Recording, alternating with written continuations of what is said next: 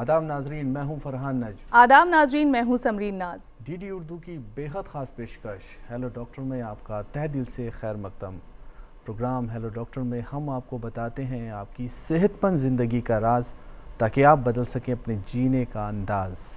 जी हाँ नाजरीन, इसमें कोई शक नहीं है कि हम सभी जो हैं अपनी तंदुरुस्ती को लेकर बेहद फ़िक्रमंद रहते हैं और चाहते हैं कि हमेशा हम सेहतमंद बने रहे, तभी हम इतने बेदार भी होते हैं।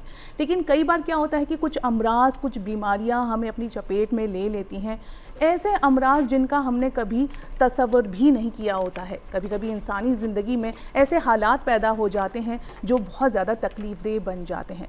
ख़ास तौर से ये अमराज और ये जो बीमारियां हैं, इनका ताल्लुक़ अगर हमारे दिमाग से हो तो चुनौतियां मज़ीद और ज़्यादा बढ़ जाती हैं। आज हेलो डॉक्टर के इस बेहद ख़ास शुमारे में हम बात करेंगे एक ऐसे ही मर्ज़ के बारे में जिसका सीधा ताल्लुक़ हमारे दिमाग से है। हम बात करेंगे आज ब्रेन ट्यूमर से जुड़ी हुई। जी हाँ नाज़रीन, पूरी दुनिया पर अगर नज़र डालें तो बैनुल अक़वामी सतह पर ब्रेन ट्यूमर के जो मरीज़ हैं उनकी तादाद में लगातार इजाफ़ा हो रहा है। चाहे बच्चे हों चाहे बुज़ुर्ग, ये किसी को भी अपनी चपेट में ले सकता है। इसलिए ये बहुत ज़रूरी है कि इस मर्ज़ के तई हम ज़्यादा से ज़्यादा बेदार हों, और यही वजह है कि 8 जून को वर्ल्ड ब्रेन ट्यूमर डे भी मनाया जाता है। एक गौर करने वाली बात यह है कि ब्रेन ट्यूमर की जो अलामात हैं, जो सिम्टम्स हैं, वो एकदम से नुमायाँ होते भी हैं, लेकिन लोग जो हैं उन्हें समझ नहीं पाते और कभी कभी नज़रअंदाज कर देते हैं। बस यही सूरत हाल जो है और ज़्यादा बिगड़ जाती है, मामला बिगड़ जाता है और यही चीज़ ख़तरनाक शक्ल इख्तियार कर लेती है। तो नाज़रीन, आज इसी मौजू पर, इसी मर्ज़ पर हम तज़किरा करेंगे, इसका ज़िक्र करेंगे। अपने स्टूडियो में हमने मदऊ किया है एक्सपर्ट्स के एक ख़ास पैनल को, जानेंगे उनसे ढेर सारी बातें और बहुत सारी जानकारियां हासिल करेंगे और ये भी जानेंगे कि कैसे बेदार हों हम इस मर्ज़ के तई। उनसे करवाएंगे आपका तारुफ़। और सबसे पहले ये भी बता दें कि अगर आप भी हमसे जुड़ना चाहते हैं, लाइव जुड़ सकते हैं, हमें कॉल कर सकते हैं हमारे टोल फ्री नंबर पर जो कि हमारे स्क्रीन पर दिखाया जा रहा है। हम आगे बढ़ें, अपने प्रोग्राम का आगाज़ करें। चलिए नज़र डाल लेते हैं इस ख़ास रिपोर्ट पर।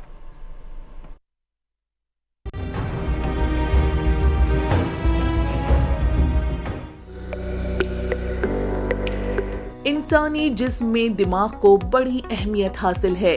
अगर ये कहा जाए तो शायद बेजान नहीं होगा। दिमाग की सेहत पर इंसानी वजूद का इन्हिसार है। सोचने, समझने और दुनिया की खूबसूरती से लुत्फानंदोज होने के लिए इंसानी दिमाग का ठीक होना जरूरी है। इसीलिए जरूरी है कि उसकी हिफाजत की जाए, उसे बीमारियों से बचाया जाए। दिमाग को लाहिक होने वाली बीमारियों में से एक बीमारी ब्रेन ट्यूमर है।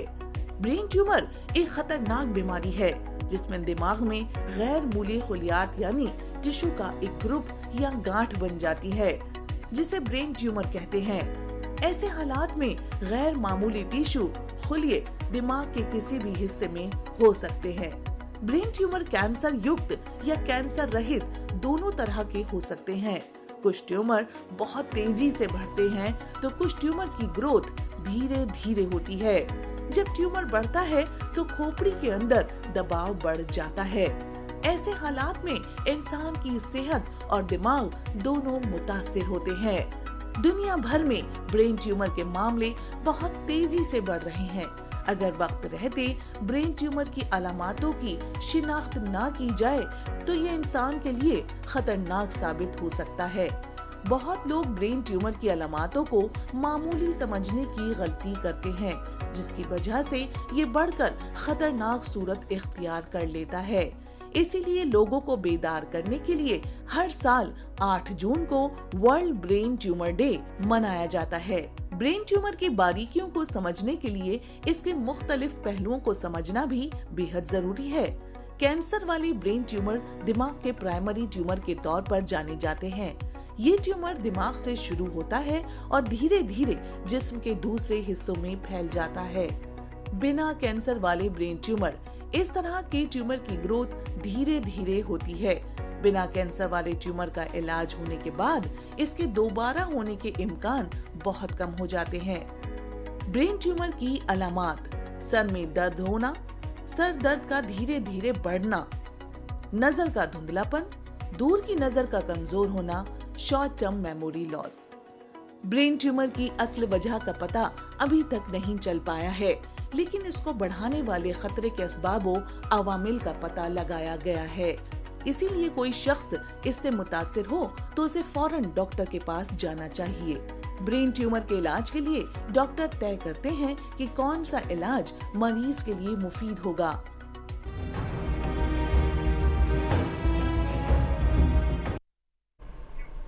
तो हमने देखा इस रिपोर्ट में भी कि जो हमारा दिमाग है उसकी जो अहमियत है हमारी इंसानी जिस्म में किस कदर है, और ये जो ब्रेन ट्यूमर है इसकी जो अलामात हैं वो एकदम से नुमायाँ होती भी हैं, लेकिन हम लोग उसे पहचान नहीं पाते। हमें लगता है कि हमारे साथ कुछ छोटी मोटी परेशानी चल रही है सेहत से जुड़ी हुई। क्यों फरहान, आप क्या कहना चाहेंगे? यकीनन अगर हमें लगता है कि किसी भी तरह की हमारी परेशानी दिमाग में हो रही है, सर दर्द हो रहा है, या सुबह के वक्त हमें सर दर्द के साथ उल्टी आ रही है, या किसी तरह की और परेशानी हो रही है, कानों से आवाज़ आ रही है, आंखों में धुंधला दिख रहा है, दूर का धुंधला दिख रहा है, तो हमें होशियार होने की ज़रूरत है। क्योंकि ऐसा नहीं है कि ब्रेन ट्यूमर ही है, लेकिन इसमें कुछ भी हो सकता है। यकीनन हमारा दिमाग जो है वो सारी चीज़ों के फ़ैसले लेता है, और दिमाग से फ़ैसले लेने के बाद ही हम बड़े बड़े काम को अंजाम दे लेते हैं। तो उसके लिए दिमाग का सेहतमंद रहना बेहद ज़रूरी है, दुरुस्त रहना बेहद ज़रूरी है। तो आज इस ख़ास मौजू पर जो हम इस एपिसोड में बात करेंगे वो करेंगे ब्रेन ट्यूमर को लेकर। और इस ख़ास एपिसोड में जो हमारे माहिरीन शिरकत करने के लिए आए हैं, आपका उनसे तारुफ़ करा देते हैं। हमारे साथ मौजूद हैं डॉक्टर दलजीत सिंह, जो कि डायरेक्टर प्रोफेसर हैं, हेड हैं department of neuro surgery GB Pant hospital में। हमारे साथ मौजूद हैं डॉक्टर पी शरद चंद्रा, जो कि प्रोफेसर हैं department of neuro surgery AIIMS Delhi में। और हमारे साथ मौजूद हैं डॉक्टर प्रियांश शर्मा, जो कि एसोसिएट प्रोफेसर हैं neuro surgery department Safdarjung hospital Delhi में। तीनों एक्सपर्ट्स का बेहद शुक्रिया प्रोग्राम में शिरकत के लिए। यहाँ पर बात हो रही है ब्रेन ट्यूमर की, और जैसा कि समरीन ने भी बताया कि ब्रेन ट्यूमर को लेकर किस कदर बेदारी फैलाई जा रही है, यहाँ तक कि इसका एक डे भी मनाया जाता है ताकि लोग अवेयर रहें, बेदार रहें और समझें कि ब्रेन ट्यूमर कितना ख़तरनाक हो सकता है और इसका वक्त पर इलाज होना कितना ज़रूरी है। तो डॉक्टर दलजीत, सबसे पहले मैं आपसे सवाल करना चाहूँगा कि ब्रेन ट्यूमर क्या होता है और आम आदमी इसकी अलामात को, इसके सिम्टम्स को किस तरह पहचाने? ब्रेन ट्यूमर एक एबनॉर्मल ग्रोथ ऑफ टिश्यू है ब्रेन में। हमारे ब्रेन में जो टिश्यू है, नर्व्स हैं, न्यूरॉन्स हैं वो, और उनको कवर करने वाली मेम्ब्रेन जिसको हम लोग मेनिंजेस बोलते हैं, ये दो तरह के टिश्यूज़ हैं जिनकी अगर एबनॉर्मल ग्रोथ हो जाए तो वो टिश्यू एक गांठ सी बना लेता है, जिसे ट्यूमर बोला जाता है। इसके सिम्टम हम दो तरह से इसको समझ सकते हैं, एक जनरल सिम्टम और एक स्पेसिफिक सिम्टम।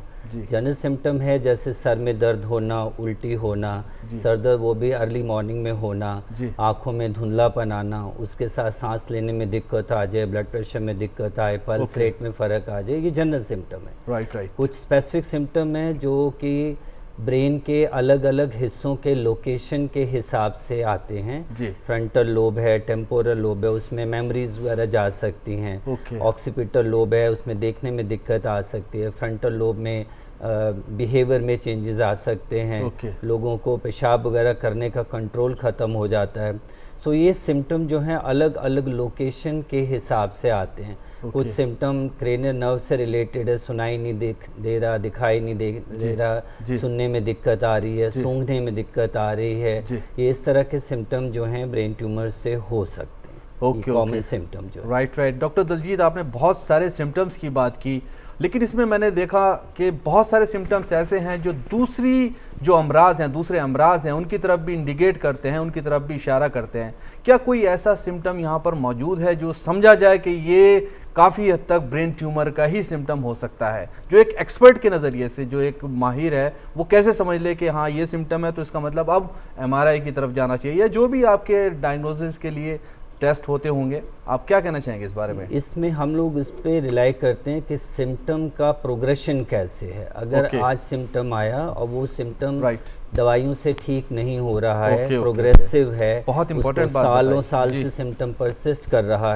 जी। है और एक सिम्टम के बाद में कोई दूसरा सिम्टम भी साथ में आके ऐड होने लग गया जी है, डॉक्टर वो ख़त्म नहीं हुआ, दूसरा आ गया, जी। जिससे हम लोग क्रोनोलॉजी ऑफ इवेंट बोलते हैं। जी जी वो सिम्टम के जो प्रोग्रेस है वो जी। हमारे लिए ज़्यादा ज़रूरी हो जाते हैं। ओके। कोई भी सिम्टम ब्रेन ट्यूमर के लिए स्पेसिफिक नहीं होता है, राइट। लेकिन उसकी प्रोग्रेशन जो है जी। वो ज़्यादा पॉइंट करेगी कि ये ट्यूमर की वजह से है जी। या दिमाग में मस्तिष्क में होने वाली किसी और बीमारी की तरफ से। राइट राइट राइट यहाँ हमारे जो क्लिनिकल डिटेल्स वगैरह जी। हैं उसकी अहमियत हो जाती है, उस पर तवज्जो देने की ज़रूरत होती जी। है और वो हमें हिंट देता है कि ये ट्यूमर की वजह से आ रहा है या नहीं। और अगर हमें लगता है कि ये ट्यूमर की वजह से प्रोग्रेशन है, जी। फिर हमें रिलाई करना पड़ता है इन्वेस्टिगेशन के ऊपर जी, जी। कंफर्मेशन के लिए। राइट राइट राइट यानी कि कुल मिला के अगर इस तरह के अलामत महसूस हो रहे हैं तो बेहद ज़रूरी है कि ट्यूमर उसे हो पूरा सकता से है। इन्वेस्टिगेशन मैंने भी कराया ये भी जाए। देखा है कि कुछ चीज़ें ऐसी होती हैं हम इग्नोर कर देते हैं, लेकिन जैसे कि डॉक्टर दलजीत ने भी बताया है कि लगातार अगर आपकी जो बॉडी है आपको इशारा कर रही है तो वो कोई आम चीज़ नहीं है, उसके लिए हमें टेस्ट करवाने ज़रूरी है। जी, जी। डॉक्टर शरद चंद्र, हम आपकी तरफ आएंगे। जैसे कि अभी हमने बताया भी, अभी रिपोर्ट में भी हमने देखा कि मुल्क भर में जो है इस मर्ज़ के जो मरीज़ हैं उनकी तादाद में लगातार इजाफा हो रहा है। हम बात करें अगर अपने मुल्क के हिंदुस्तान की, तो हम आपसे जानना चाहेंगे कि जो इसके मरीज़ हैं उनकी कितनी तादाद मतलब बढ़ी है, कितना ये जो ब्रेन ट्यूमर है यहाँ पर अपना पैर पसार रहा है और कितनी बेदार होना, कितना अवेयर होना हमारे लिए ज़रूरी है। देखिए, इसके कई कारण हो सकते हैं, क्योंकि हमें लग रहा है कि इसकी आबादी जो है बढ़ रही है। एक तो अवेयरनेस है, लोगों का भी काफ़ी कुछ अवेयरनेस आ गया है कि ब्रेन ट्यूमर करके कुछ होता है। पहले ज़माने में MRI नहीं था, CT स्कैन नहीं था, तो किसी को भी ब्रेन ट्यूमर होता था कभी पता भी नहीं चलता था कि वो गुजर भी जाते थे, मर भी जाते थे। ये एक कारण हो सकता है। दूसरा कारण है कि आजकल टेक्नोलॉजी भी काफ़ी हद तक बढ़ गई है, काफ़ी आगे आ गई है, तो जो ट्रीटमेंट मोडालिटीज़ अवेलेबल है काफ़ी एडवांस्ड है और काफ़ी सेफ़ है और काफ़ी इफ़ेक्टिव है पहले के हिसाब से। तीसरा ऑफ कोर्स एक हो सकता है कि absolute increase of number of brain tumours भी हो सकता है। वो इसलिए क्योंकि बहुत सारे आजकल जो देख रहे कंटामिनेंट्स हमारे आम जीवन में बहुत जगह पाई जाती है। ये दिखाया गया कि कंटामिनेंट्स की वजह से बाकी कैंसर्स भी बढ़ रहे हैं, उसी के हिसाब से ब्रेन ट्यूमर भी शायद बढ़ सकता है। ये है कि अभी तक हमें पता नहीं है brain tumour, most of the brain tumours क्या कारण एग्जैक्टली किसके वजह से होता है पता नहीं है। हमारे पास एक लिस्ट ऑफ कारण है जिसके वजह से हम सोचते हैं कि शायद इसके वजह से हो सकता है। जैसे हम बोलते हैं कि एक्सपोजर ऑफ रेडिएशन की वजह से हो सकता है, एक्सपोजर टू कार्सिनोजेनिक सब्सटेंसेस हो सकता है, exposure to some kind of contamination again हो सकता है। तो ये सब हम बोलते हैं, कुछ एलिमेंट तक, बहुत ही कम एलिमेंट तक हेरिडिटरी भी हो सकता है, लेकिन वो बहुत ही कम मात्रा में होता है। तो जैसे आजकल बताते हैं कि माइक्रोप्लास्टिक्स हर जगह पे पाया जाता है, खाने में मिलावट है, एटमॉस्फेरिक पोल्यूशन है। अब एटमॉस्फेरिक पोल्यूशन की वजह से जो हम लोग पदार्थ खाते हैं उसमें काफ़ी पोल्यूटेंट्स आ गए हैं। जैसे कि मीट में डाइऑक्सिन करके एक पोल्यूटेंट है, वो कार्सिनोजेनिक माना जाता है। चिकन में हेट्रोसाइक्लिक अमीन्स हैं।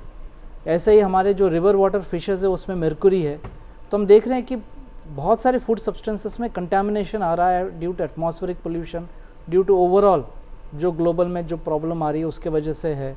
तो ये सब कारण ब्रेन ट्यूमर की आबादी बढ़ाने में शायद कुछ हद तक इसकी रिस्पॉन्सिबिलिटी हो सकती है। जी, तो कहीं ना कहीं ये कहा जाए फरहान कि जो माहौलियात है इसका असर भी इस मर्ज को मजीद बढ़ावा देने में एक अहम किरदार निभा रहा है। यहाँ पर हमारे जो रहने सहने का जो तरीका है, हमारे तर्ज ज़िंदगी है, बहुत सारी चीज़ें उस पर भी डिपेंड करती हैं, जिसको अगर एक्सपर्ट बता रहा है उसे फॉलो करना बेहद ज़रूरी है।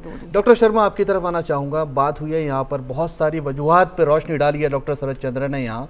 मैं पूछना चाहता हूँ, ट्यूमर कितनी तरह के होते हैं? क्या एक ही तरह का ट्यूमर होता है या कई तरह के होते हैं? कैंसरस होते हैं या नॉन कैंसरस भी होते हैं? क्या कहना चाहेंगे डॉक्टर शर्मा? देखिए, जो जैसे दलजीत सर ने बताया कि गांठ है, एब्नॉर्मल ग्रोथ है, तो जेनेरिक टर्म में लोगों को जो जितना समझ में आता है, जेनेरिक टर्म में हम अगर बोलना चाहे जी, तो ट्यूमर दो तरह का होता है। ओके। एक तो जो है कैंसर जी, जिसका सिम्टम बहुत तेजी से बढ़ता है। ओके, क्या सिम्टम होते हैं उस पर भी रोशनी डालिए जरा सा। हाँ, कैंसरस अगर है ट्यूमर, हाँ, तो जनरल सिम्टम भी जैसे सर ने बताया कि हेडेक होता है, अर्ली मॉर्निंग वॉमिटिंग होता है, वही है सेम। तो डिपेंड करता है कि ट्यूमर कहाँ पे है। एक तो ओके, जैसे ओके, ओके। दिमाग पे अलग अलग लोकेशन पे ट्यूमर का ओके। सिम्टम अलग अलग होता है। राइट। तो अगर दिमाग के पीछे है या साइड में है या आगे है या इससे भी फर्क पड़ता है कि कहाँ पर है? डेफिनेटली फर्क पड़ता Okay. है। तो सिम्टोमेटोलॉजी जो हम बोलते हैं ना, क्रोनोलॉजी ऑफ इवेंट्स, जी जी वो डिपेंड करता है कि ट्यूमर किस तरह का है, Right. कैंसरस है या नॉन कैंसरस है। Okay. अगर कैंसरस ट्यूमर है तो उनका जो लक्षण है, बीमारियों का जो लक्षण है, बहुत तेज़ी से वर्सन होता है। जी और जैसे कि जो ट्यूमर यूजुअली कैंसरस नहीं है, जैसे कॉमन जैसे मेनिंजियोमा है, जी और अगर मेनिंजियोमा अगर सुपरफिशियल है, बहुत डीप सीटेड नहीं है, जी। तो उनका सिम्टम जो है बहुत धीरे धीरे बढ़ता है। राइट राइट तो ट्यूमर का जो लक्षण है जी। वो खास तरह दो चीज़ों पे डिपेंड करता है। एक तो ट्यूमर कैंसरस है या नॉन कैंसरस है, ओके दूसरा ट्यूमर का लोकेशन क्या है। ओके और खासकर अगर ट्यूमर बहुत दिमाग के अंदरूनी हिस्से में जी, है, जी, जी। जहाँ पे वाइटल पार्ट्स है, राइट वहाँ का ट्यूमर जो है वो ज़्यादा सिम्टोमेटिक होता है, मरीजों के लिए तकलीफदायक होता है। तकलीफदायक होता है। और एज वाइज भी ट्यूमर के इंसिडेंस में वेरिएशन है। जैसे क्या है वो बच्चों- जरा सा बताएंगे हमारे हाँ, प्रोग्राम देखने वालों को? जैसे एल्डरली पेशेंट्स में, जैसे अगर 50 के बाद जो ट्यूमर्स आते हैं ओके। यूजुअली, ओके तो उसमें जिस तरह का कैंसर होता है या जी। कैंसरस ट्यूमर की अगर हम बात करें, जी और बच्चों में जो कैंसरस ट्यूमर होता है, जी। दोनों में अंतर है। अच्छा तो ट्यूमर के टाइप्स अलग अलग है। उसमें ट्यूमर को हम जैसे ग्रेडिंग सिस्टम जी, एक जी, होता है, grading अकॉर्डिंग system, टू जी, जी। World Health Organization. Right, एक ग्रेडिंग सिस्टम होता है जिसको ट्यूमर को जो 4 ग्रेडों में डिवाइड किया जाता है। जी ग्रेड 1, 2, 3, 4। राइट जो ट्यूमर ग्रेड 4 वाला होता है वो सबसे ज़्यादा कैंसरस होता है। ओके उनका सिम्टम भी बहुत तेज़ी से बढ़ता है और Okay. Usually most of the cases में कम्प्लीटली क्यूरेबल नहीं होता है, ओके डेस्पाइट एडवांसमेंट। जब Okay. जो ट्रीटमेंट है, जी लाइफ हम क्वालिटी ऑफ लाइफ के साथ हम लाइफ स्पैन प्रोलॉन्ग कर सकते हैं। 5 जी। ईयर सर्वाइवल रेट जिसको हम बोलते हैं मेडिकल टर्म्स में, जी जी 5 साल में जो सर्वाइवल रेट है धीरे धीरे इंप्रूव हो रहा है, जी क्योंकि newer and advance modalities of treatment आ रहे हैं। जी वैसे और अगर हम दूसरे एक्सट्रीम में देखें, ग्रेड 1 या ग्रेड 2 या ग्रेड 3, जी तो ट्यूमर जो कैंसरस ट्यूमर है, कई कैंसरस ट्यूमर ग्रेड 3 भी होते हैं, जी, कई जी, ग्रेड जी। 2 भी होते हैं, कई ग्रेड Right. 3 भी होते हैं। राइट राइट तो राइट ग्रेडिंग के ऊपर ट्यूमर का जो प्रोग्रेशन ऑफ सिम्टम्स है, जी। वो बहुत हद तक डिपेंड करता है। अच्छा और नॉन कैंसरस ट्यूमर की भी जरा रोशनी डालिए। हाँ, किस तरह non- का इलाज है, किस तरह के उसमें Non-cancerous उम्मीदें क्या हैं उसमें? नॉन कैंसरस जो नॉन ट्यूमर है कैंसरस ट्यूमर आजकल, जैसे शरद चंद्र सर ने बोला कि हमारा जो ट्रीटमेंट मॉडलिटी है काफ़ी जी। इम्प्रूव हो गया है। जी खाली सर्जरी ही नहीं, बहुत सारे ट्यूमर अगर जैसे अगर बहुत छोटा साइज है, जी जरूरी नहीं कि उसमें सर्जरी ही करना है। उसमें ओके हम ये तो बहुत बड़ी बात बता रहे उसमें हैं हम आप। जी आजकल नए एडवांस मॉडलिटीज, जैसे स्टेरियोटेक्टिक रेडियो सर्जरी है, Right, gamma right, knife right. है, ओके जैसे कई सारे एडवांस सेंटर्स में इंडिया में, जी बेसरकारी में नहीं, सरकारी अस्पताल में भी आजकल इजीली मरीजों के जी, लिए जी, अवेलेबल हो गया है, जिसके वजह से काफ़ी सेफली जी इफेक्टिवली इन जी, सब ट्यूमरों का इलाज हम कर सकते हैं। वेरी गुड और ज़रूरी नहीं है कि जी। बिनाइन ट्यूमर है तो हमेशा सर्जरी ही करनी है, ऐसा जी। नहीं है। डीप सीटेड ट्यूमर्स में जहाँ पे सर्जरी से कोलेटरल मतलब नॉर्मल टिश्यू को डैमेज हो सकता है, ओके और इस तरह के जो न्यूअर मॉडलिटी जो ट्रीटमेंट है, जैसे गामा नाइफ हो गया, स्टेरियोटेक्टिक रेडियो सर्जरी हो गया, जी इन सबसे हम अवॉइड कर सकते हैं। ओके और ओके, सर्जिकल मॉडलिटीज़ में भी जो माइक्रोस्कोप है, पहले के ज़माने में इतने एडवांस माइक्रोस्कोप नहीं थे, जी माइक्रो इंस्ट्रूमेंट्स नहीं थे। जी जी खून जो बहता है, खून रोकने के लिए जो हेमोस्टेटिक एजेंट्स है, जी पहले के मुकाबले अभी काफ़ी बेहतर हो गया है। ओके अभी न्यूरो नेविगेशन का ज़माना है, जिससे Right, कि right. हम छोटे से छोटा इंसिशन लगा के जी। एग्जैक्ट बाहर से ही जी इंसिशन और ऑपरेशन से पहले ट्यूमर कहाँ पे है उसको इसके इलाज localize पर कर हम सकते बाद हैं। में बात करेंगे, क्योंकि हमें इसके ऊपर बहुत अच्छी तफसील से बात करनी है। ये मैं समझता हूँ समरीन, ये कितनी अच्छी बात बताई है यहाँ पर डॉक्टर शर्मा ने कि अगर कोई ट्यूमर छोटा है साइज में तो उसके और भी ऑप्शंस हैं हमारे ऑप्शंस पास। हैं। ऐसा और, नहीं और है कि उसकी जदीद दौर सर्जरी की पे जो जरूरत है है। जी जदीद दौर पे देखा जाए तो इतनी सारी टेक्निक्स भी आ गई जी। हैं, जिसके मद्देनजर बहुत जी। सारे काम हो भी रहे हैं इस Right. वक्त में, और ये जो मर्ज है ये क्यूरेबल कहीं ना कहीं बन भी जाता है एक जी जी तरीके से। एडवांसमेंट बहुत ज़्यादा है, जी। ट्रीटमेंट है, बशर्त आप वक्त पर पहुंच वक्त पे जाएं पहुंच और जाएं। हायर सेंटर पर पहुंच जाएं जहां पर सारी सहूलियात मौजूद है। Right. ये डॉक्टर दलजीत, आपसे हम ये पूछना चाहेंगे, ये जो बातें हम यहाँ कर रहे हैं, चर्चा कर रहे हैं, इसी को आगे बढ़ाते हुए तो थोड़ी सी और रोशनी मैं आपसे भी डलवाना चाहूँगी। अगर हम बात करें ब्रेन ट्यूमर की जो स्टेजेस हैं, तो उनके बारे में बताएं कि कौन सी वो स्टेज है जिस पे हम पहुँच जाएं तो हमारा ये जो ब्रेन ट्यूमर है ये ट्रीटेबल है, मज़ीद आगे वो स्टेजेस ना बढ़ें। ब्रेन ट्यूमर जैसे चर्चा में हुआ बेनाइन और मेलिग्नेंसी है, तो बेनाइन का मतलब हुआ जो कि नॉन कैंसरस हैं, तो वो एक कैटेगरी अलग हो गई। जो कैंसर हैं उसमें 4 ग्रेड डॉक्टर प्रज्ञान शर्मा ने अभी मेंशन किया, तो ग्रेड 1 और 2 को हम लोग लो ग्रेड कैंसर की तरफ मानते हैं और 3 और 4 को हाई ग्रेड में।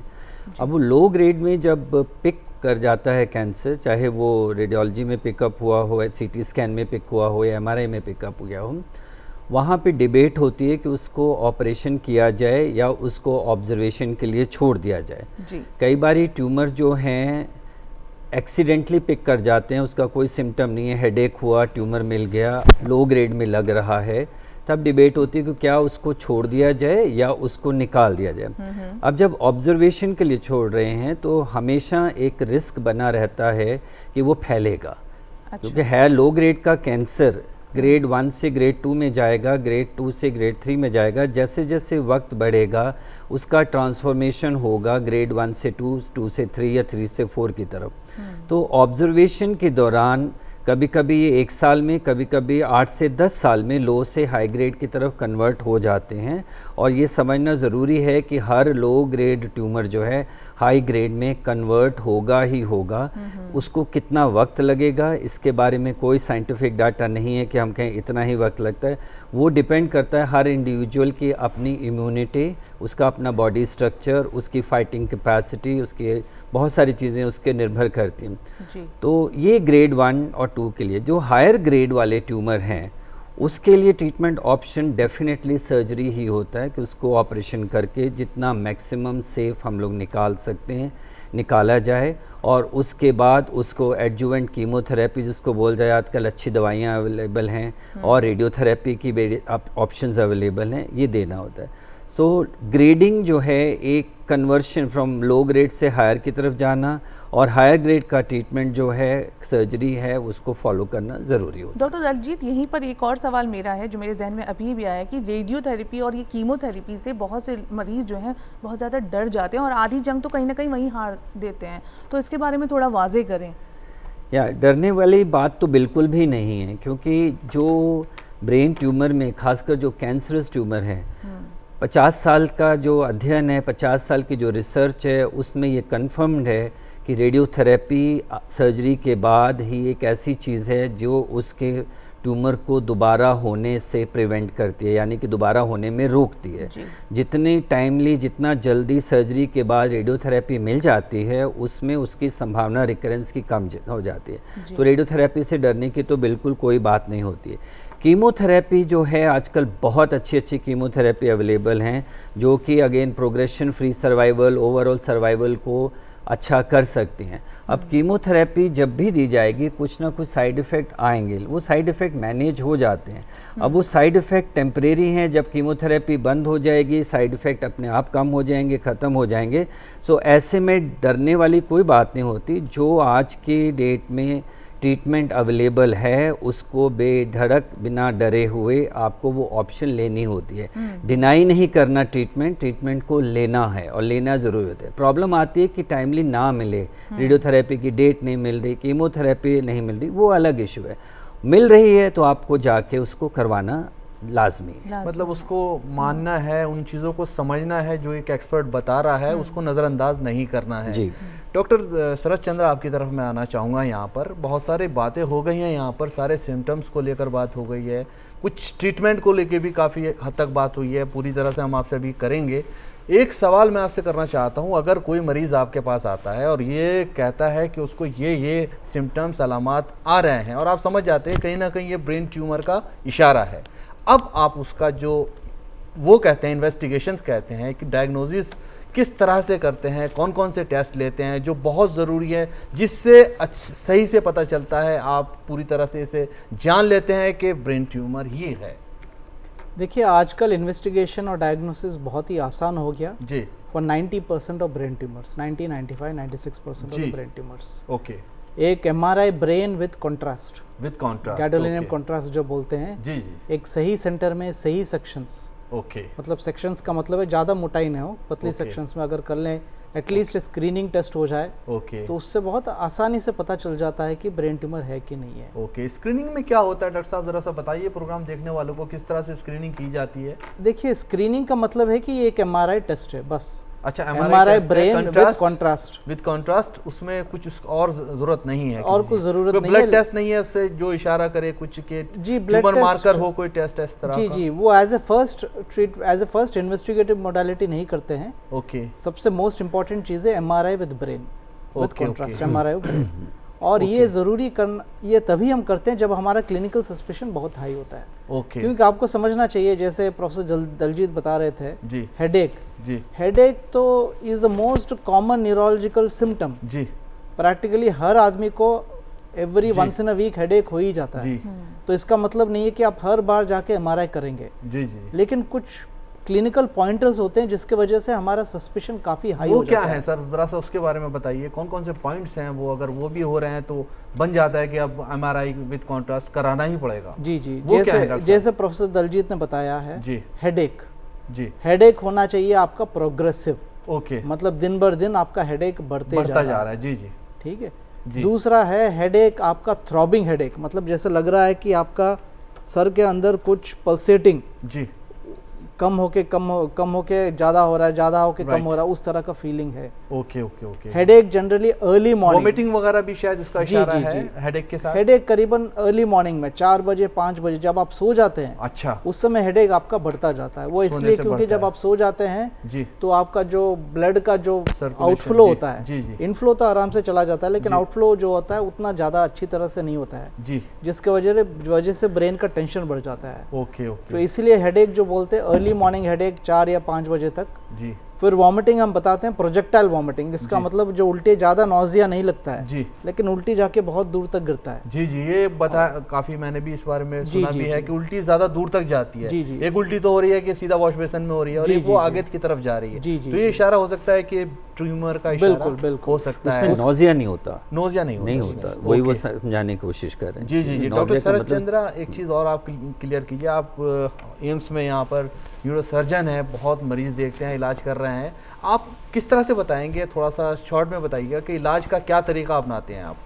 इलाज के लिए जी जी, ब्रेन ट्यूमर का जो इलाज शुरू करते हैं जी, आप, जी। किस तरह से इलाज शुरू करते देखिए, सबसे पहले पूरा इन्वेस्टिगेशन करना पड़ेगा। हैं? जी जी, राइट, आजकल MRI टेक्नोलॉजी काफ़ी कुछ बढ़ गया है, जी बहुत सारे सीक्वेंसेस भी अवेलेबल है। राइट, तो मैंने जैसे बताया, अगर हम एक स्टैंडर्ड MRI और ब्रेन विद कॉन्ट्रास्ट कर देंगे जी जी, तो 80-90% तक हमें पता चल जाता चलिए है ये क्या डिटेक्ट हो गया ट्यूमर उसमें है। कि ट्यूमर है। जी जी, जी जी, उसमें अगर भी हमें कैंसरस और नॉन कैंसरस भी आ जाएगा वो शायद, भी लगभग बता ही चल इशारा जाता कर है। देगा वो टेस्ट। उसके बाद कुछ एडवांस्ड इन्वेस्टिगेशंस MRI में ही है, जी जी, जो जैसे MRI परफ्यूजन है, ओके उसकी हो सके ज़रूरत पड़ सके। MR स्पेक्ट्रोस्कोपी है, ओके, जिसका हम केमिकल कंस्टिट्यूशंस पता कर सकते हैं कि ब्रेन ट्यूमर में क्या है। राइट राइट राइट, तो ये तभी पता, as a second screening procedure ज़रूरत पड़ सकती है, ओके, लेकिन as a first investigation of choice MRI brain with contrast right, ये ज़रूरी है, और इससे काफ़ी हद तक हमें पता चल जाता है। राइट राइट राइट, और ट्रीटमेंट का जो है डिसीजन हम लोग डिपेंड करता है, बहुत सारे फैक्टर्स होते हैं। जी एक होता है एज,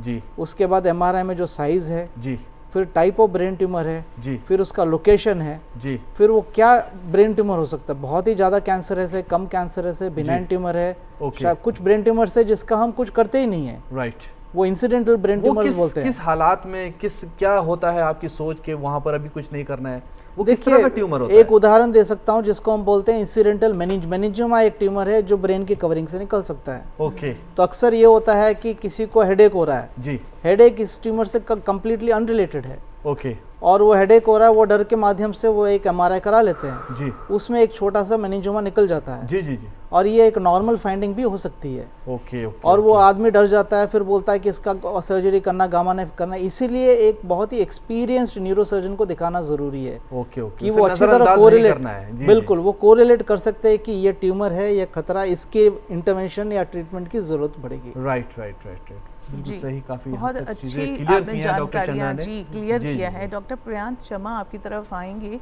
और आपसे ये जानना चाहेंगे कि आप एक माहिर हैं, एक डॉक्टर हैं, और एक इंसान जो ब्रेन ट्यूमर से मुतासर है उसके लिए जो ट्रीटमेंट है उसमें कितने कॉम्प्लिकेशंस पैदा हो सकते हैं और कितनी आसानी के साथ भी वो इस मर्ज से बाहर निकल सकता है, थोड़ा आप रोशनी डालें ताकि जो मरीज़ इससे मुतासर हैं उनको कहीं ना कहीं एक दिली सुकून भी पहुँचे और उन्हें एक सही सिमत भी हासिल हो। देखिए, पहली बात तो यह है कि ब्रेन ट्यूमर का जो ट्रीटमेंट पहले होता था जी। और अभी जो होता है उसमें ज़मीन आसमान का अंतर है। पहले के ज़माने में हाई रिजोल्यूशन माइक्रोस्कोप नहीं था, माइक्रो इंस्ट्रूमेंट्स इतने अवेलेबल नहीं थे। जी। ट्यूमर को बाहर से पिन पॉइंट करने के लिए हम न्यूरो नेविगेशन एक टेक्नोलॉजी अभी रूटीनली यूज़ करते हैं, वो पहले अवेलेबल नहीं था। इसके अलावा ट्यूमर के सर्जरी के दौरान, जैसे मैंने पहले भी बताया था, खून काफ़ी बहता है कई ट्यूमर में, जी। तो खून रोकने के लिए कई एजेंट्स होते हैं जो पहले नहीं था। तो आजकल ब्रेन ट्यूमर का सर्जरी इन सब चीज़ें जो अवेलेबल हो गया है उसके वजह से काफ़ी हद तक सेफ हो गया है, और कॉम्प्लिकेशन रेट और साइड इफ़ेक्ट ऑफ सर्जरी जो है वो भी अगर पहले ज़माने से हम अगर कंपेयर करें तो काफ़ी कम हो गया है। जी। अभी बहुत सारे ट्यूमर हम इफेक्टिवली ट्रीट कर सकते हैं विद मिनिमल कॉम्प्लिकेशन रेट। जैसे एक न्यूरो नेविगेशन एक ऐसा टूल है जिससे कि हम बहुत छोटा इंसिशन देके, बहुत ही बाहर से छोटा इंसिशन देके अंदरूनी हिस्से में जाके विदाउट कोलेटरल डैमेज, मतलब बाहर का मतलब आसपास damage ट्यूमर ना के हो। आसपास जो नॉर्मल टिश्यूज़ है उसको बिना डैमेज किए ट्यूमर को निकाल सकते हैं। इसके बाद भी साइड इफ़ेक्ट और कॉम्प्लिकेशन ऑफ सर्जरी होता है। वो खासकर इसलिए होता है कि कई बार जो है दिमाग के बिल्कुल अंदरूनी हिस्से में ट्यूमर होता है जिसका सर्जरी बहुत आसान नहीं होता है, टेक्निकल चैलेंजेस होते हैं, एक्सपर्टीज़ की ज़रूरत होती है उसमें सर्जिकल स्किल जो है, स्किलफुल न्यूरोसर्जन का बहुत इंपॉर्टेंस आता है उसमें। तो अगर कॉम्प्लिकेशन हो भी जाता है तो बहुत सारे कॉम्प्लिकेशन को भी आजकल हम सॉल्व कर सकते हैं। जैसे जैसे एक एग्जांपल दे सकता हूँ, जैसे कई बार क्या है कि ट्यूमर को हम छेड़ते हैं तो कई पेशेंट्स में क्या है कि ओपोजिट साइड में वीकनेस आ जाता है जिसको हम लकवा बोलते हैं। जी। तो आजकल फिजियोथेरेपी भी बहुत इम्प्रूव हो गया है। तो अगर लकवा के वजह से ट्यूमर पावर बिल्कुल भी ज़ीरो नहीं हुआ है, बिल्कुल भी नहीं गया हो, तो अगर अच्छे से फिजियोथेरेपी करें तो वो आ जाता है। स्पीच थेरेपी काफ़ी इम्प्रूव हो गया है। तो ट्यूमर के वजह से अगर स्पीच में भी कोई दिक्कत आता है तो ऑपरेशन के बाद हम रिहेबिलिटेशन का जो टेक्निक्स है वो भी काफ़ी इम्प्रूव हो गया है। स्पीच थेरेपी आ जाता है, उस पर लिंग्विस्टिक ट्रेनिंग दे सकते हैं, अच्छे से फिजियोथेरेपी कर सकते हैं। तो बोलने का मतलब ये है कि ट्यूमर जो है अगर सही में इलाज की ज़रूरत है तो पेशेंट्स को मेरा मानना ये है कि आज के ज़माने में इतने एडवांस टेक्नोलॉजी के साथ जो अवेलेबल हो गया है इतने ईजीली, काफ़ी सरकारी अस्पताल में भी, तो डरने की ज़रूरत है नहीं। इफेक्टिवली विथ मिनिमल कॉम्प्लिकेशन हम most of the tumours, more than 90% of the tumour हम सेफली इफेक्टिवली ट्रीट कर सकते हैं। कहने का मतलब ये है कि चुनौतियां भी हैं, कॉम्प्लिकेशंस भी हैं, और हर कदम पर उनके हल भी मौजूद हैं। इसी के साथ ले लेते हैं एक कॉल। हेलो हेलो जी, आपको आवाज़ मिल रही है? हेलो जी, मनोज जी, आपको आवाज़ मिल रही है हमारी? यहाँ पर शायद डॉक्टर connection दलजीत हो आपकी पा रहा तरफ है। आना चाहेंगे। ब्रेन ट्यूमर में बहुत सारी बातें हो गई हैं, मैं बात करूँगा ख्वातीन की और मर्दों की, यानी कि लेडीज़ और जेंट्स में। तो इसमें ब्रेन ट्यूमर की जो अलामात है, सिम्टम्स हैं, क्या उनमें कोई फ़र्क है? और अगर बात की जाए ट्रीटमेंट की तो क्या ट्रीटमेंट में फ़र्क है? क्या कहना चाहेंगे डॉक्टर दलजीत? ओके, पहला सवाल था कि लेडीज़ और जेंट्स के सिम्टम में कुछ फ़र्क है जी। कुछ सिम्टम ऐसे हैं, कोई फॉर ऑब्वियस रीज़न वो फीमेल में ही आएंगे, जैसे पीरियड्स का ना आना, पीरियड्स डिले हो जाना, वो पिट्यूटरी हार्मोन से रिलेटेड है। पिट्यूटरी का जो ट्यूमर जिसे हम लोग पिट्यूटरी एडिनोमा बोलते हैं उससे रिलेटेड है, तो वो सिर्फ फीमेल्स में ही आएगा। बाकी जो ट्यूमर्स हैं वो मेल और फीमेल दोनों के अंदर आते हैं। इलाज में दोनों में कोई फ़र्क नहीं होता। जो ट्यूमर फीमेल में होता है वो मेल में भी हो सकता है, जैसे पिट्यूटरी एडिनोमा है। अब वो पिट्यूटरी एडिनोमा मेल में अगर हो रहा है तो उसको पीरियड्स तो उसको आने नहीं है, लेकिन उसके कुछ सिम्टम ऐसे आएंगे जो सजेस्ट कर सकते हैं कि पेशेंट को पिट्यूटरी एडिनोमा हो सकता है, जैसे कि उसके सेक्सुअल डिज़ायर का चेंज हो जाना, उसके निपल्स में से कुछ डिस्चार्ज आने लग जाना। ठीक है, ये कुछ सिम्टम हैं जो डिफ्रेंशिएट कर देते हैं कि एक स्पेसिफिक टाइप ऑफ पिट्यूटरी का ट्यूमर उसको ग्रो कर रहा है। अदरवाइज दोनों के जेंडर्स में कोई ज़्यादा फर्क नहीं आता। दोनों के जेंडर्स में कोई ज़्यादा फर्क नहीं है। लेकिन एक चीज़ मैं आपसे पूछना चाहूँगा डॉक्टर दलजीत, ऐसा भी देखा गया है कि अगर ब्रेन ट्यूमर का इलाज हुआ है किसी का, मर्द का या औरत का, तो जो साइड इफ़ेक्ट्स हैं क्या उनमें कुछ फ़र्क आता है ऑपरेशन के बाद दोनों में, या दोनों को कोई भी सिम्टम आ सकते हैं, बराबर भी आ सकते हैं? नहीं, सारी स्टडीज़ ये हैं मेल और फीमेल में आजकल इक्वल नंबर हो रहा है। हालांकि जो ग्लैमा हम लोग बोलते हैं, जिसको मेन ब्रेन ट्यूमर की कैटेगरी है, वो मेल में थोड़ा ज़्यादा है। ऑल ओवर वर्ल्ड में देखा गया कि एक 55% है तो एक लगभग 45% है। तो थोड़ा सा मेल प्रेडोमिनेंस मेल में होती है। अदरवाइज इनके ट्रीटमेंट में, इनके साइड इफेक्ट में, इनकी कॉम्प्लिकेशन, रिकवरी जो है जनरली दोनों के कैटेगरीज की सेम रहती हैं। मोर इम्पॉर्टेंट ये है कि ओवरऑल हेल्थ कैसी है, एज कैसी है, डेफिसिट कितना था, ऑपरेशन के बाद डेफिसिट बढ़ गया या कम हो गया, तो वो रिकवरी पैटर्न दोनों के जेंडर में सेम प्ले करेंगे। डॉक्टर दलजीत, यहाँ पर एक चीज़ और क्लियर कीजिए, जैसे किसी का ऑपरेशन हुआ है ब्रेन ट्यूमर का और उसके बाद उसकी एक आँख की या दोनों आँखों की रोशनी चली गई या धुंधला नज़र आ रहा है या कुछ भी आँखों से रिलेटेड परेशानी हो रही है, तो क्या ये बनी रहेगी परेशानी या फिर धीरे धीरे ये परेशानी खत्म हो जाएगी? क्या कहना चाहेंगे डॉक्टर दलजीत? ये डिपेंड करेगा कि ब्रेन ट्यूमर ब्रेन के किस हिस्से में क्या ऑपरेशन किया गया था। कुछ ट्यूमर जो हैं आंखों की नर्व, जिसको हम ऑप्टिक नर्व और क्याज्मा बोलते हैं, उसके रिलेशन में होते हैं। वहाँ पे अगर ड्यूरिंग सर्जरी कुछ डैमेज हो गया है तो फिर उसके रिकवरी चांसेस कम है। डैमेज से मेरा मतलब है कट गई हैं या उसकी आर्टीरियल सप्लाई वगैरह जो है, जो खून सप्लाई कर रहे हैं, वो डैमेज हो गया। कभी कभी ट्रैक्शन जो होता है, जिसकी वजह से हम लोग ट्यूमर निकालते हैं तो उसमें जो पुश एंड पुल की वजह से उसके ऊपर ट्रैक्शन आ जाता है। ये रिकवरी पोस्ट ऑपरेटिव में इनको डेफिसिट बढ़ जाती है, दिखना कम हो गया और परेशानी हो गया, लेकिन इस केस में विद टाइम इनमें रिकवरी हो जाती है। तो सब डिपेंड करेगा कि ट्यूमर कहाँ लोकेटेड था, ऑप्टिक नर्व या ऑप्टिक अपरेटस या ट्रैक उसमें डैमेज हुआ है या टेम्परेरी उसमें कुछ छेड़खानी हुई जिसकी वजह से चला गया। तो ये एब्सोल्यूट आंसर नहीं हम लोग दे सकते कि खराब हुआ। हाँ, रिकवरी होने के चांसेस, जिसने सर्जरी करी है उसको मालूम है कि रिकवरी हो जाएगी या नहीं जाएगी, बिकॉज उसे मालूम है कि उसने उस ऑप्टिक अपरेटस को छुआ था, नहीं छुआ था, ट्रांजिएंट था। कभी कभी ब्रेन के कुछ हिस्से हैं, जैसे ऑक्सीपिटल लोब है जहाँ ब्रेन का सेंटर है, वो टेम्परेरी काम करना बंद कर देता है ड्यूरिंग सर्जरी। या हम लोग ऑपरेशन करते हैं प्रोन पोजीशन में, उल्टा लिटा के, उसमें आंखों में ब्लड थोड़े टाइम के लिए बढ़ जाता है, कंजेशन हो जाती है, वो भी टेम्परेरी पेशेंट को विजन इम्पेयरमेंट करते हैं, वो भी रिकवरी उसमें भी हो सकती है। कुल मिला के जो पेशेंट है उसको इस बात को समझना चाहिए कि डॉक्टर के टच में रहे।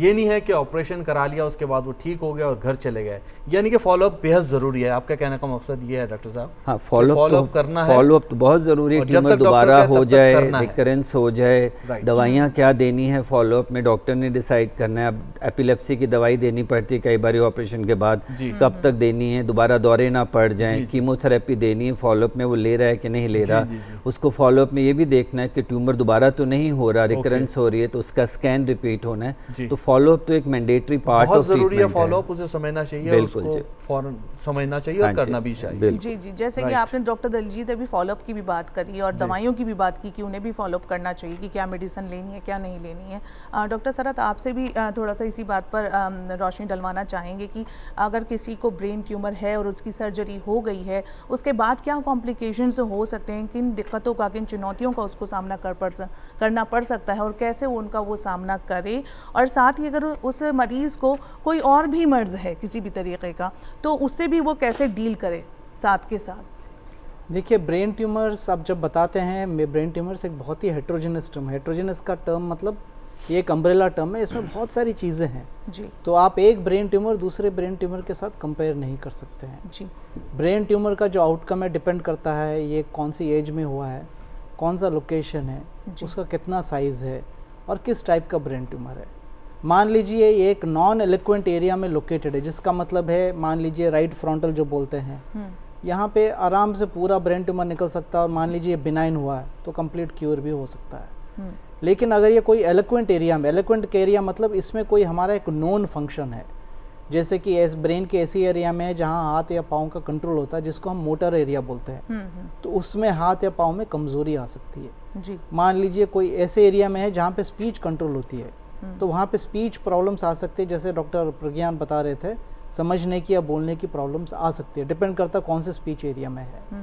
इसी तरह मान लीजिए जैसे प्रोफेसर दलजीत बता रहे थे कि पिट्यूटरी ट्यूमर है, ये बिल्कुल अंदर के हिस्से से होता है, बहुत ही छोटी सी ग्लैंड है, वहाँ पे अगर ट्यूमर बढ़ता है तो आंखों की रोशनी धुंधलापन होती है और आंखों की रोशनी जा भी सकती है और हार्मोन्स का इशू भी आ सकता है। तो डिपेंड करता है किस जगह पे हम लोगों ने ट्यूमर किया है। और आजकल ट्यूमर के बाद और सर्जरी के बाद रिकवरी बहुत अच्छी होती है। अक्सर 80-90% of the tumours, most of the tumours हम लोग तो तीसरे या चौथे दिन में ही छुट्टी कर लेते हैं। टाँके खोलने के लिए 7वें या 8वें दिन में आके टाँके खुलवा लेते हैं। लॉट ऑफ ब्रेन ट्यूमर्स हम मिनिमली इन्वेजिव करते हैं, जहाँ पे आप एक बहुत ही छोटी इंसिशन के ज़रिए कभी कभी दूरबीन भी यूज़ करके, एंडोस्कोप यूज़ करके आप ऑपरेशन कर सकते हैं। कुछ ट्यूमर्स है जो डॉक्टर प्रज्ञान बता रहे थे जिसमें ऑपरेशन की ज़रूरत ही नहीं है, जो आप गामा नाइफ कर सकते हैं। तो ये एक बहुत ही वेरिएबल फैक्टर्स है और इसके बाद डिपेंड करेगा कि आप उसको किस तरह के ट्रीटमेंट बाद में ज़रूरत पड़ेगी या किस तरह के कॉम्प्लिकेशंस हो सकते हैं। जी। अगर हाथ या पाँव में कमज़ोरी हुआ है तो फिजियोथेरेपी आजकल बहुत अच्छा है, उसको अवॉइड। मान लीजिए अगर ट्यूमर ऐसी जगह पे है जहाँ पे हाथ या पाँव का कंट्रोल होता है, तो आजकल हम अवेक सर्जरी भी करते हैं, मतलब सर्जरी करते हैं बिल्कुल होश और आवाज़ में। अच्छा। क्योंकि ब्रेन में कोई पेन सेंसेशंस नहीं होता है, आपको यह समझना चाहिए। जब हम ब्रेन से कुछ काटते हैं तो मरीज को कुछ पेन सेंसेशंस पता नहीं चलता है। ये अलग बात है कि ब्रेन पूरी बॉडी का पेन सेंसेशंस फील करता है, मतलब फील करने की उसमें शक्ति है, लेकिन खुद ब्रेन में कोई सेंसेशन नहीं होता है। तो आप अवेक सर्जरी करते हैं तो हम उस एरियाज को अच्छी तरह अवॉइड कर सकते हैं, तो हम हाथ या पाँव की कमज़ोरी बहुत ही मिनिमाइज़ कर सकते हैं। ब्रेन मैपिंग टेक्निक्स बहुत आधुनिक हो गई हैं, तो हम अच्छी तरह मैपिंग करके बता सकते हैं कि ये एरिया एलोक्वेंट है, ये एरिया हाथ या पाँव में कंट्रोल करता है और ये एरिया नहीं करता है। और इसके बाद मान लीजिए अगर कुछ कमज़ोरी आया भी, फिजियोथेरेपी करते हैं तो ब्रेन में एक फंक्शन है जिसको हम बोलते हैं प्लास्टिसिटी। प्लास्टिसिटी का मतलब है कि अगर हमारे पास 10 न्यूरॉन है, उसमें से 3 न्यूरॉन का मतलब है कोशिकाएं हैं, 10 कोशिकाएं हैं उदाहरण के हिसाब से, 3 कोशिकाएं ख़त्म हो गए हैं, तो बाकी 7 कोशिकाएं, ये 3 कोशिकाएं का फंक्शन टेकअप कर सकता है, बहुत अच्छी तरह कर सकता है। जी। डॉक्टर कहने का चंद्रा, मतलब ये है कि अभी जदीद दौर में जो है वो साइंस ने इतनी तरक्की कर ली है कि अभी इसकी यानी ब्रेन ट्यूमर जो मर्ज है इसकी जो रिकवरी है वो बहुत जल्दी हो सकती है। बस अपनी विल पावर बनाए रखने की बहुत ज़रूरत और है, अवेयर रहने की ज़रूरत है, इलाज जी। का सही तरीका अपनाने की ज़रूरत है। डॉक्टर चंद्रा, हमारा प्रोग्राम बिल्कुल लास्ट मरहले में पहुंच गया है। मैं देखता हूं, आपको अक्सर फॉलो करता हूं कि आप पूरी दुनिया में लेक्चर देने जाते हैं, सेमिनार अटेंड करते हैं, तो मेरा ये मैसेज आपका इस तरह से मैं लेना चाहूँगा कि आप बताइए कि क्या इलाज को लेकर उम्मीदें हैं जो आज से 10 साल पहले नहीं थी, 20 साल पहले नहीं थी। आप क्या कहना चाहेंगे इस बारे में कि किस तरह से और उम्मीदें बढ़ रही हैं इलाज को लेकर? बिल्कुल, आजकल जिस तरह की उम्मीदें हैं ब्रेन ट्यूमर, बहुत अलग अलग ब्रेन ट्यूमर्स के बहुत ज़्यादा है, क्योंकि टेक्नोलॉजी बढ़ गई है, सर्जिकल टेक्निक्स बढ़ गए हैं, कीमोथेरेपी, बहुत अच्छी कीमोथेरेपी के ड्रग्स आ गए हैं, इमेजिंग टेक्नोलॉजी भी बहुत अच्छी तरह बढ़ गई है, रेडियोथेरेपी का जो टेक्निक्स है वो भी काफ़ी बदल गया है, सर्जरी बहुत मिनिमली इन्वेजिव होता जा रहा है, बहुत सारे सर्जिकल टेक्निक्स छोटे छोटे इंसिशन के जरिए कर सकते हैं। लाइफ एक्सपेक्टेंसी भी बढ़ गई है, मैं समझता लाइफ हूं। एक्सपेक्टेंसी, जिसके हिसाब से लाइफ एक्सपेक्टेंसी भी बढ़ रही है जी। तो ये मैसेज मैं दे सकता हूँ कि ये ज़माना है कि हम ब्रेन ट्यूमर से कम डरें और ज़्यादा समझें। राइट। डॉक्टर दलजीत, आप हेड हैं न्यूरो सर्जरी के पंथ के, आप बहुत सीनियर डॉक्टर हैं, प्रोफेसर हैं, आप किस तरह का पैगाम देना चाहेंगे प्रोग्राम देखने वालों को? ब्रेन ट्यूमर की बात हो रही है, आदमी डर जाता है ब्रेन ट्यूमर के नाम से, उसके इलाज के नाम से, आप किस तरह से बताना चाहेंगे अपने लफ्ज़ों में? अब ब्रेन ट्यूमर अवेयरनेस वीक का जो मेरा मैसेज ये होगा कि आप अपने सिम्टम्स को टाइम से आइडेंटिफाई करें, उनको इग्नोर ना करें। इलाज संभव है, लाइलाज नहीं है ब्रेन ट्यूमर। बहुत ही बेहतरीन सर्जरी आजकल के दिनों में होती है। लोग अक्सर डर के आते हैं कि भाई ब्रेन की सर्जरी तो करानी नहीं है। बहुत सिग्निफिकेंट सर्जिकल इम्प्रूवमेंट है एनेस्थीसिया की वजह से, क्योंकि वो बेहोशी आजकल इतनी अच्छी है, टेक्निक्स हैं जो कि ड्यूरिंग सर्जरी हम लोगों को बहुत हेल्प करती है कि ब्रेन में सूजन ना आए। जैसा कि ऑलरेडी सब ने बता दिया, टेक्निक्स बहुत अच्छी अवेलेबल हैं। तो आप अपने हिंदुस्तान पे, अपने डॉक्टरों पे, अपने न्यूरो सर्जन्स पे फेथ रखिए कि वो आपको आपकी इस मुश्किल की घड़ी में आपको जो बेस्ट संभव पॉसिबल है वो वर्ल्ड क्लास फैसिलिटी हिंदुस्तान में अवेलेबल हैं। कहीं भागने की ज़रूरत नहीं है। अपने डॉक्टर पे पूरा फेथ रखिए और आपको जो बेस्ट ट्रीटमेंट वर्ल्ड के किसी भी कोने में मिल सकता है वो आज हिंदुस्तान के हर जगह अवेलेबल है। सो आप हिम्मत रखें, आप अपनी कोशिकाओं को कोशिश करने दीजिए कि वो अपने आप हील करें ताकि आप जल्दी से जल्दी रिकवर करें। राइट। डॉक्टर शर्मा, किस तरह का मैसेज देना चाहेंगे आप? मेरा मैसेज यही होगा कि चीज़ें बदल रही है, टेक्नोलॉजी में काफ़ी एडवांसमेंट आ गया है। तो जैसे सर ने बताया कि सिम्टम्स को जल्दी पहचानें, अवेयरनेस बहुत ज़रूरी है जनरल पब्लिक में। सिम्टम्स को जल्दी पहचाने, अवेयर रहे, और अगर ऐसा सिम्टम हो रहा है तो डरिए नहीं जी, जल्दी से जल्दी कोई एक्सपीरियंस्ड न्यूरोसर्जन को कंसल्ट कीजिए, राइट, क्योंकि इलाज संभव है ओके, और काफ़ी हद तक सेफली इफेक्टिवली ब्रेन ट्यूमर का मोस्ट ऑफ द केसेस में हम ट्रीट कर सकते हैं। हम देखते हैं कि कितने पॉजिटिव हैं हमारे माहिरीन, हमारे एक्सपर्ट्स कितने पॉजिटिव है, कितने अच्छे से उन्होंने मतलब हौसला अफजाई की, बताया कि कैसे हो सकता है, और तीनों एक्सपर्ट्स का बेहद शुक्रिया प्रोग्राम में शिरकत के लिए। जी बहुत बहुत शुक्रिया आपका, वाकई आपने ये बताया कि कोई भी मर्ज़ जो है उसे अपने ऊपर हावी मत करिए, उससे लड़ने की ताकत रखिए, और आजकल की जो एडवांस टेक्नोलॉजी है, साइंस ने इतनी तरक्की कर ली है कि कोई भी मर्ज़ जो है उसका इलाज बहुत ज़्यादा मुमकिन है। और यही मकसद फरहान हमारे इस प्रोग्राम यानी हेलो डॉक्टर का भी है कि हम आप लोगों को, नाजरीन को ज़्यादा से ज़्यादा बेदार करें आपकी ही सेहत के तईं, और तभी हम आपको बार बार कहते हैं कि आप हमसे ज़्यादा से ज़्यादा जुड़िए, हमें मेल कीजिए, अपने सवालात पूछिए। हमारी ईमेल आईडी है hello.ddurdu@gmail.com। इसी के साथ आप हमारे यूट्यूब चैनल यानी कि DD उर्दू के यूट्यूब चैनल से भी जुड़ सकते हैं, हमारा प्रोग्राम देख सकते हैं। चलते चलते टिप्स ऑफ द वीक के साथ आपको छोड़े जा रहे हैं। रखें अपना ख़ास ख्याल और अपनों का भी ख्याल रखें। हमें दीजिए इजाज़त। आदाब। आदाब।